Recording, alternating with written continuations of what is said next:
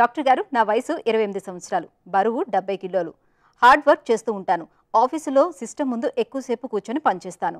తర్వాత బైక్ మీద కూడా చాలా దూరం వెళ్తూ ఉంటాను. మార్నింగ్ టైం 2 అవర్స్ షటిల్ ఆడతాను. నాకు అప్పుడప్పుడు బ్యాక్ పెయిన్ వచ్చేది, కానీ ఇప్పుడు ఆ పెయిన్ ఇంకా ఎక్కువ అవుతుంది. దగ్గరలో ఉన్న డాక్టర్ని సంప్రదించాను. డిస్క్ ప్రాబ్లం అని చెప్పారు. నేను హార్డ్ వర్క్ చేయలేకపోతున్నాను. బ్యాక్ పెయిన్ బాగా వస్తుంది. షటిల్ ఆడలేకపోతున్నాను. దయచేసి నా ప్రాబ్లంకి పర్మనెంట్ సొల్యూషన్ ఉంటే తెలియచేయండి అని అడుగుతున్నారు. ఈ ప్రశ్నకు డాక్టర్ గారి సమాధానం ఇప్పుడు తెలుసుకుందాం. మీ వయసు 28 సంవత్సరాలు అన్నారు. అండ్ మీకు ఈ బ్యాక్ పెయిన్ అంటే మీరు చేసే జాబ్కి అంటే కంప్యూటర్ జాబ్ చేస్తుంటే వాళ్ళకి యూజువల్గా ఎక్కువసేపు ఒకే చోట కూర్చోవడం వల్ల ఈ బ్యాక్ పెయిన్ అనేది చాలా ఎక్కువ అవుతుందండి.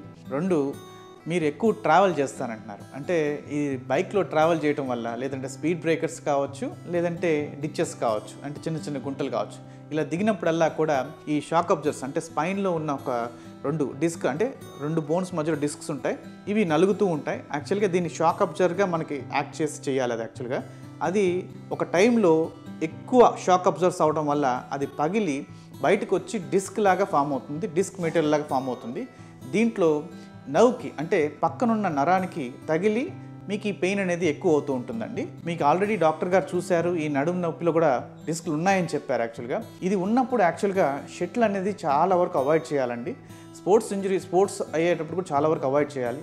ఈ డిస్క్ మెటీరియల్ ఎంత వచ్చింది అంటే దీంట్లో 4 స్టేజెస్ ఉంటాయండి. దీంట్లో మొదటి స్టేజ్లో వాళ్ళకి, రెండో స్టేజ్లో వాళ్ళకి ఏదైనా ఎక్కువ స్ట్రెయిన్ అయినప్పుడు అంటే లాంగ్ జర్నీస్ చేసినప్పుడు, లేదా ఒకే చోట కూర్చున్నప్పుడు, లేదంటే ఒకే చోట కూర్చొని ఏదైనా బరువులు ఎత్తినప్పుడు, ఇలాంటప్పుడు ఎక్కువగా ఇదవుతుంది.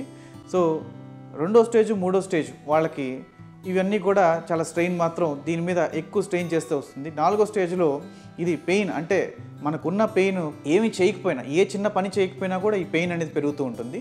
దీన్ని ఎంఆర్ఐ ద్వారా గుర్తిస్తామండి. దీంట్లో ఏ స్టేజ్లో ఎలా ట్రీట్మెంట్స్ ఉన్నాయనేది ఉంటాయి.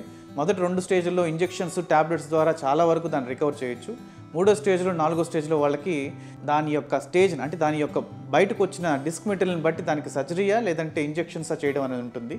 అది చేయించుకోవాల్సి వస్తుందండి. ఇది చేసుకుంటే చాలా వరకు మీరు రికవర్ అవుతారండి. నమస్తే.